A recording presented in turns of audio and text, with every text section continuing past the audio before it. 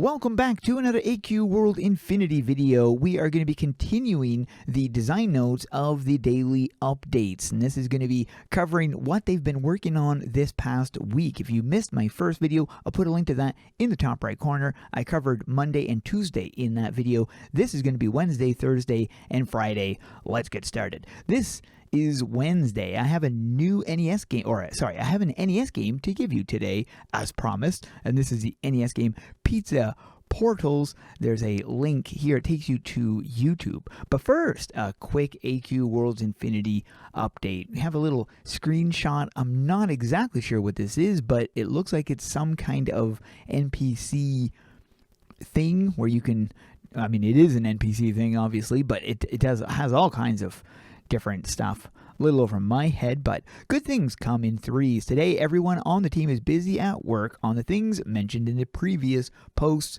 Go watch my video on that. Link to that is the top right corner, which makes this the perfect day to talk about other amusing things like game jams and NES games. Someone once told me that doing game jams was the equivalent of going to the gym for a game developer. It's a place to build something different, get out of your comfort zone, learn new things, and explore game dev things that you might not be able to do on your daily projects. I remember reading that the creators of some of the favorite manga and anime series would get burned out working on the same things every day for years. I could understand that. So they would go do side projects to rekindle their love of creating. I felt that way back in 2019, so I had to make a tough choice.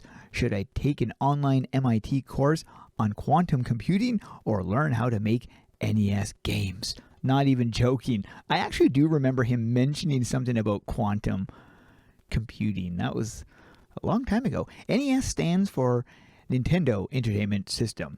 That was the original Nintendo, called Famicom in Japan, that released in 1985. Whoa. It was not the first video game system I played, but it was the one that stole my heart and started my obsession. Games like Castlevania, Zelda, Dragon Warrior. So when I saw there were people making new games for this old system, well, I went from curious to interested to obsessed. I joined NES makers Bite Off Game Jam, which was a challenge to build a new game for the NES in just 30 days. I know that a lot of people do not understand why this is so important in my life. No one except the folks I work closest with saw what a burned out low point I was at. But this actually worked. It healed me. My Game Jam entry took on a life of its own and turned into a 100% finished game NES game called Dungeons and Doom Nights. We assembled complete boxes with physical cards that actually work in the system and made an instruction manual, map, and magazine. You can download the digital version of the extras on the website. Dungeons and Doom Nights got rave reviews from retro magazines, YouTubers, and even made a #1 best new action adventure game on the top 400 new games for the NES. A buddy I met in the community converted the game and released it on Steam and the Nintendo Switch. That is a huge accomplishment right there. It's funny that this night and weekend's personal homebrew game ended up getting on the on the Nintendo Switch and becoming a real Nintendo game. Look at that.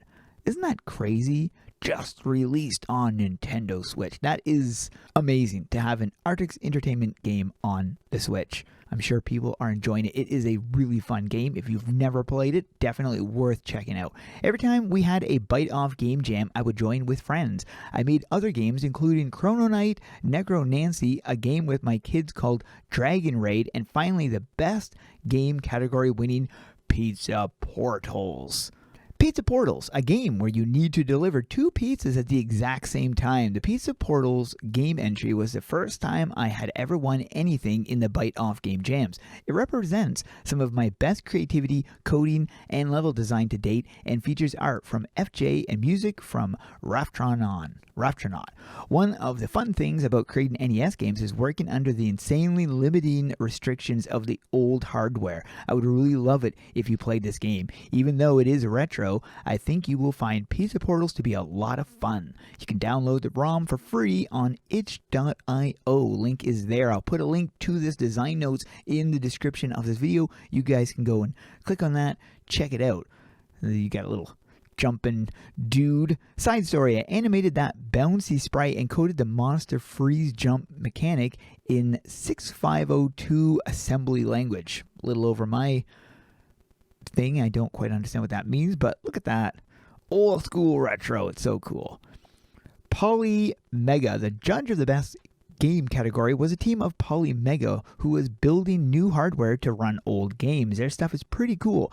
The best game prize came with a money investment in completing the game, but I had to turn it down because I was focused on AQ Worlds Infinity. Word on the grapevine is that they have been in talks with other teams from the contest to build Polymega exclusive games, so it's all good. I created an itch.io page for the Pizza Portals game this morning and uploaded the file there for you. You can download it for free. It'll not even ask you for a donation. The game is an NES file. Use any NES emulator on your phone, tablet, or computer to play it. Or you can play Pizza Portals in your web browser on the Retroverse website. Neat!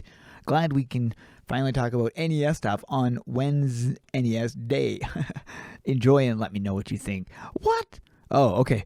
It said coming Thursday. Dramatic pause. Oh, snap. It is or else. Thursday's design pose combat bloopers. As the combat fixes roll in, we still have a few notorious bugs like the one in the GIF above. Here you can see me using the mage's explosion skill, which kills both enemies, but instead of dying, they just stand there while my skill icons flash repeatedly. Then they casually walk back to their spawn pads with their back turned to me as if it was some sort of explosion in a Michael Bay film.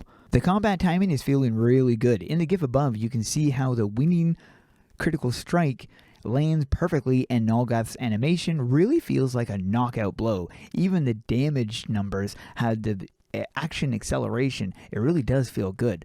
The shadow is moving with the monster, but the red ring stays in place. This is because the red ring is active anytime the monster's nameplate is visible. It also indicates where the monster's XY position truly is.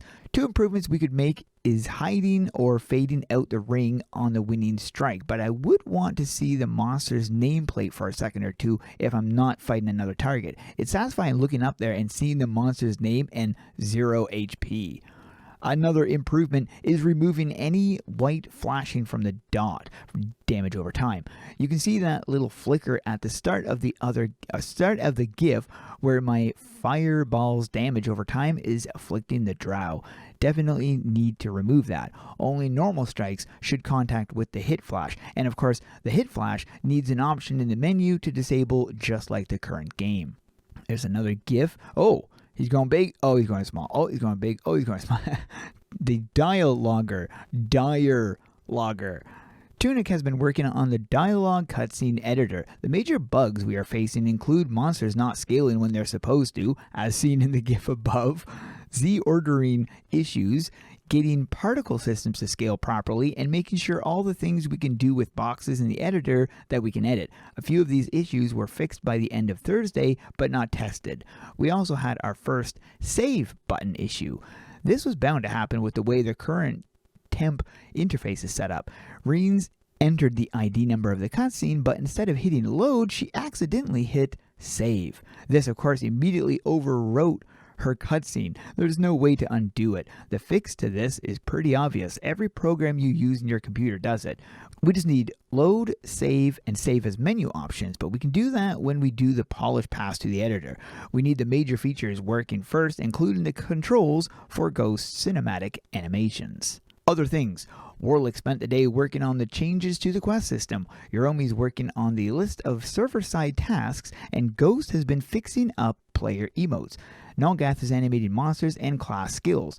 Reens has been reconstructing the early Bloodrut quest to solve our flow issue. Jungar is working on the Bloodrut music tracks. I think that sums us up. See you tomorrow, or later today. Friday, the best day of the week. Woo! Seems like just a few moments ago I was writing Thursday's update post. Yeah. Unless Mysterious Johnson can just tell us a future. Mysterious.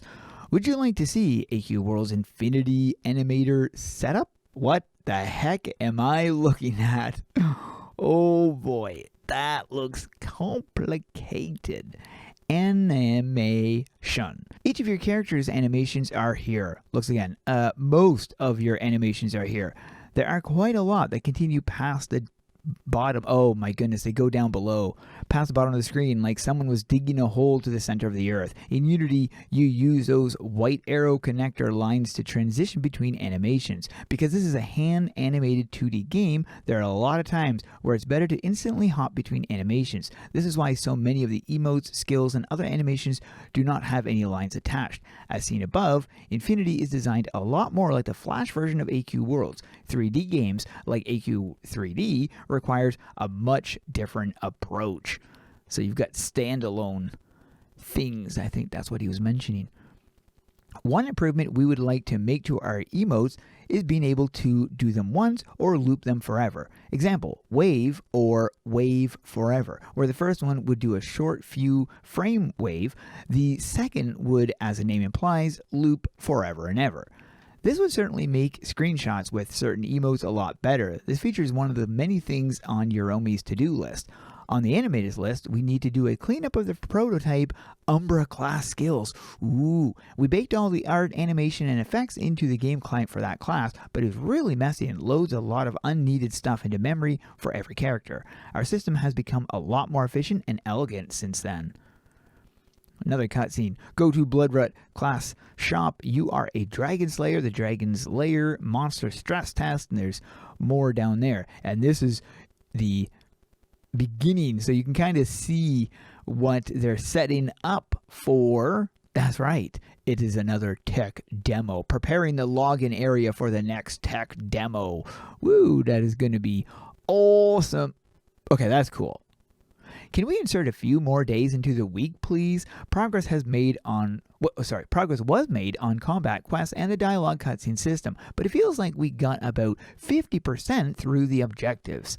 There will be some work over the weekend, and on Monday, we will see how far things are. The goal remains steadfast the same. Complete the features and do a tech demo for Bloodrut Keep alongside the starter classes. Man. Woo! So there we go.